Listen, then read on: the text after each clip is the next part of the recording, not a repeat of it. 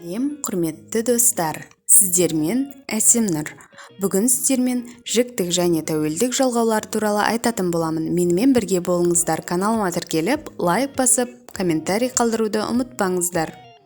Жіктік жалғау баяндауышқа тән жалғау. Жіктік жалғау тек қана синтаксистік қызмет атқарады.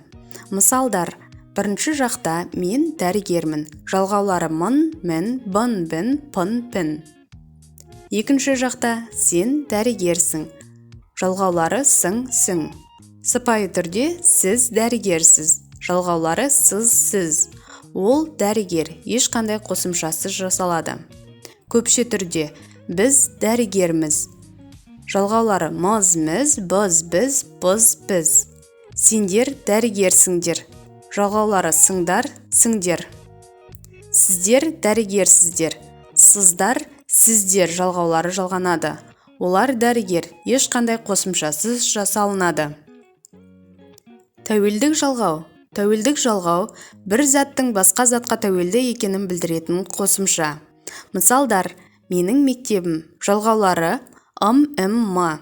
Екінші жақта сенің мектебің. Жалғаулары ың, ің, ың. Сіздің мектебіңіз. Сыпайы түрде ыңыз, іңіз, ыңыз, іңіз. Жалғаулары жалғанады. Үшінші жақта оның мектебі.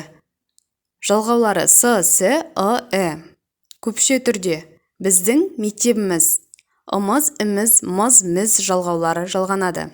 Екінші жақта сендердің мектептерің. Көптік жалғауы оған қоса ың, ің. Жалғаулары жалғанады. Сыпайы түрде сіздердің мектептеріңіз. Көптік жалғауы оған қоса ыңыз, іңіз. Жалғаулары жалғанады. Үшінші жақта олардың мектептері. Көптік жалғауы оған қоса жалғаулар жалғану арқылы жасалынады. Сіздермен болған Әсемнұр. Назар қойып тыңдағандарыңызға рахмет. Каналыма тіркеліп, лайк басып, комментарий қалдыруды ұмытпаңыздар.